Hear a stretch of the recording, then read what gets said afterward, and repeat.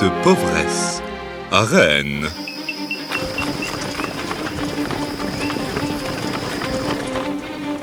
Miam, miam, miam. Faudrait peut-être lui donner un petit truc, non? Ah, s'il vous plaît, père. On ne veut pas qu'elle devienne paresseuse, n'est-ce pas? Tu peux tenir sans manger un moment, n'est-ce pas, Gwen? J'aurais bien besoin d'un petit morceau. Ça fait 2 jours que je n'ai rien avalé. Regarde ce que tu as fait, père. Elle allait parfaitement bien et maintenant que tu lui as parlé de manger, elle a faim. Tu vas lui gâcher la santé à ce rythme-là. Telle était la situation de notre petite Gwen, la pauvresse. Elle avait été trouvée par un pauvre commerçant sur le pas de sa porte.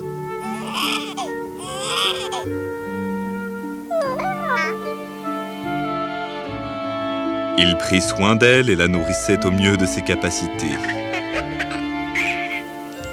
Gwen grandit pour devenir une jeune fille sage. Elle aimait son père et l'adorait en retour.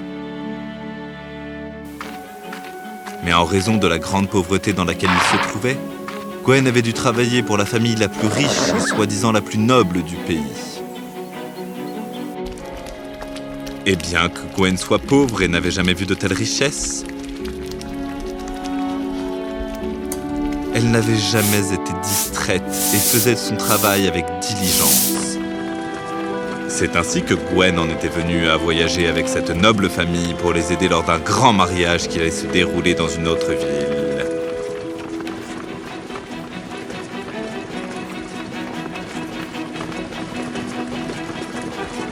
Cocher!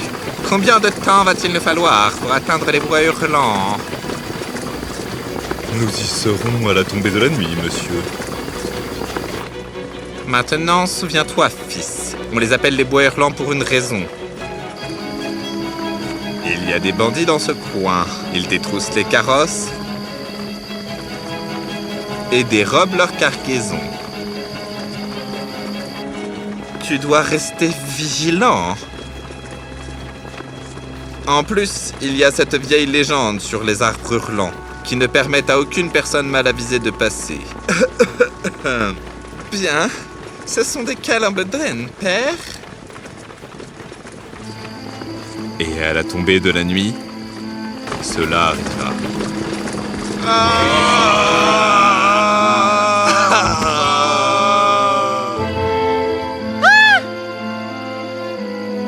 Comment osez-vous? Lâchez ça!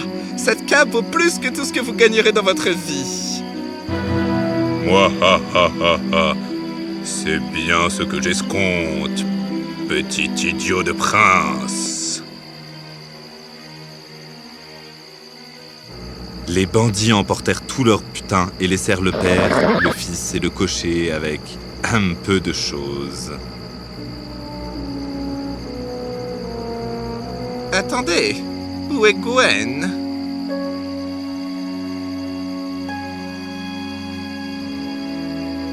Oh non, la pauvre enfant a dû prendre peur.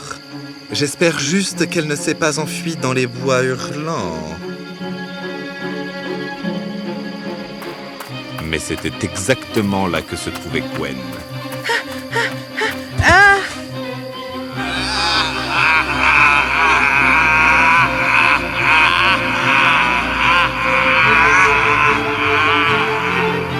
Non!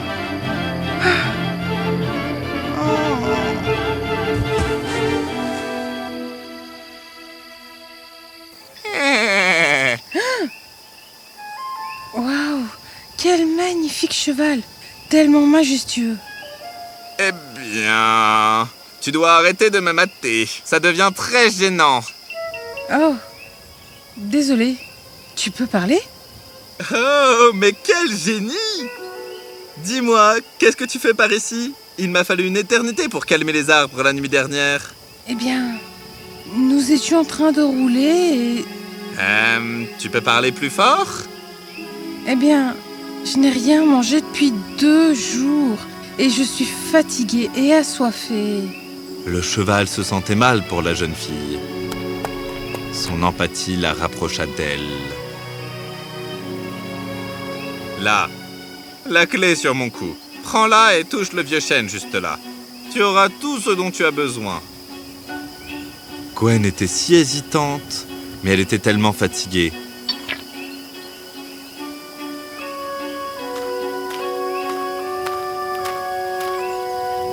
Alors qu'elle touchait l'écorce de l'arbre avec la clé, une porte apparut et en sortit une table couverte des plus délicieuses nourritures et boissons. Avant que le cheval ne puisse commencer à expliquer, Gwen avait déjà plongé dans la nourriture.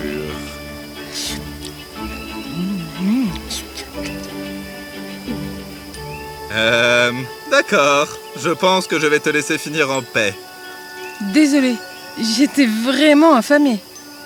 Mais pourquoi aides-tu une pauvresse comme moi? Une pauvresse? Non, tu es bien trop fougueuse pour t'appeler comme ça. Et disons que je sais ce que ça fait d'être seule. Hein? Cet instant marqua la nouvelle amitié magique entre Gwen et le cheval mystique. Le cheval présenta ensuite Glen aux arbres, qui étaient en fait tous ses amis.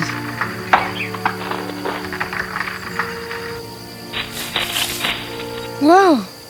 Oh, merci. Tu en veux? Le cheval mystique adorait cette jeune fille, et elle était généreuse et gentille. Gwen n'avait jamais été aussi heureuse. La clé magique lui donnait tout ce dont elle avait besoin. Nourriture, abri contre la pluie, chocolat chaud pour les nuits froides, et un lit douillet. Mais une nuit, Gwen vit le cheval la laisser sous la garde des arbres avant de partir. Gwen décida de le suivre silencieusement.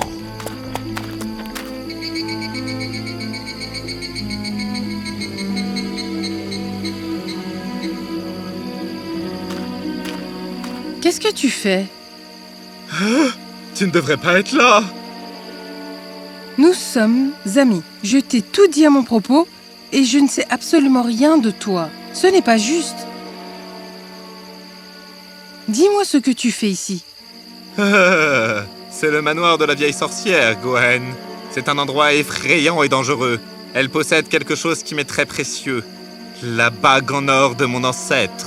C'est une simple bague, mais qui possède toute mon existence. Je ne peux même pas entrer pour la reprendre. Seuls ceux qui ont une peau humaine peuvent entrer dans ce manoir. Et elle se contente d'attendre l'entrée d'un humain. Tout ce dont elle a besoin, c'est qu'un humain lui réponde. Et il sera piégé dans le manoir pour toujours. Beaucoup de mes amis ont tenté de m'aider, mais aucun n'en est jamais ressorti. Que puis-je faire d'autre qu'attendre ici chaque nuit pour retrouver ce qui m'appartient? Je ne suis qu'un cheval, après tout. C'est insensé. Tu n'es pas juste un cheval. Tu es brave, généreux et sensible. Merci, Gwen. Tu dois partir maintenant. Je ne veux pas que tu manques de sommeil. Mais Gwen s'était déjà forgé une idée. Elle courut en direction du manoir. Mais qu'est-ce que tu fais? Gwen, reviens! Non! Le cheval était terrifié outre mesure. Il galopa de toutes ses forces pour sauver la femme qu'il avait fini par admirer et aimer. Mais les arbres ne l'entendèrent pas ainsi. Ils lui bloquèrent le chemin.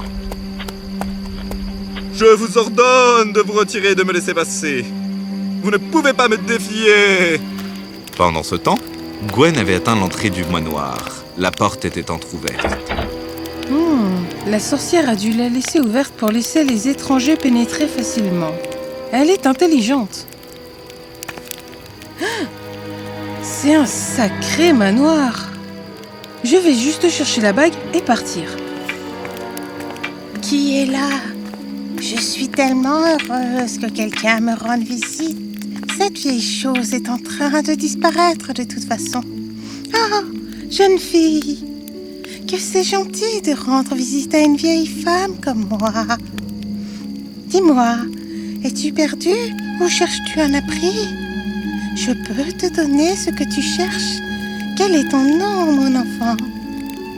Sans dire un mot, Gwen se dirigea directement vers une pièce fermée et l'ouvrit.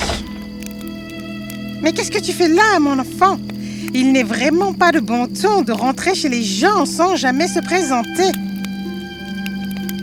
C'est si dur de ne pas répondre. Allez, Gwen, tu peux le faire. Souviens-toi de tout ce que le cheval a fait pour toi. Attends, qu'est-ce que c'est? C'était un oiseau en cage, et la bague était attachée à sa patte. Qu'est-ce que tu regardes? Tu n'es personne. Je suis la femme des bois. Comment oses-tu me manquer de respect? Gwen se tenait là, en regardant la cage, puis regarda vers la droite et repéra un pot d'eau.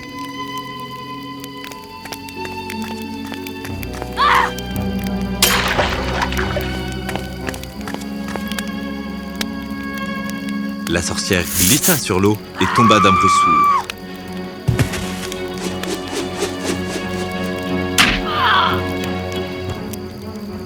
Gwen libéra immédiatement l'oiseau et quitta le manoir avec lui. Waouh, c'était effrayant. Où est mon cheval mystique? Et où est l'oiseau? À ce moment-là, l'arbre derrière Gwen descendit lentement et la serra dans ses bras. Les branches se transformèrent lentement en une douce étreinte. En se retournant, Gwen vit qu'une femme aimante se tenait maintenant à la place de l'arbre. Tu as brisé la malédiction. Hein? Nous étions maudits par la sorcière. Tous les bois hurlants sont en fait l'armée royale du royaume de Dirkona, Gwen. Nous avons vaincu la sorcière lors d'une bataille et elle s'est vengée. Nous tous, même le roi, furent maudits par la sorcière. Elle a transformé notre roi en cheval et moi en oiseau. Lorsque je suis rentré dans le manoir pour reprendre la bague, elle l'a attachée à ma patte, en pensant que personne ne la trouverait jamais. Nous sommes tous des éternels débiteurs. Merci, madame.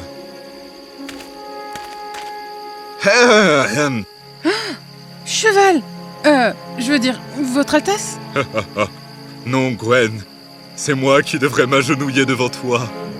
Tu es vraiment unique. Comme le cheval majestueux. Je veux dire, le roi était déjà amoureux de Gwen. Gwen réalisa qu'elle ne pouvait pas détourner son regard de lui. Le royaume peut encore attendre une autre décennie pour voir son roi. Ce n'est pas un problème. Ah... Eh bien sûr, nous devons partir pour Drikona immédiatement. Mais, et la sorcière? Elle va continuer à blesser des gens? Non, cela n'arrivera jamais. Je vais saisir l'entièreté des bois hurlants. Elle est coincée dans son manoir. Elle ne pourra jamais en sortir et je ne laisserai jamais personne entrer dans les bois. Le royaume de Drikona fut heureux de retrouver son roi. Et que dire de plus? Il était accompagné par l'empathique reine qui non seulement avait survécu à sa vie de pauvresse, mais elle avait vécu avec fierté et dignité. Gwen invita également son père et la famille noble. Et disons qu'ils n'étaient plus les plus riches désormais. Quant à la sorcière, elle demeura ce qu'elle était. Une femme des bois, un mythe.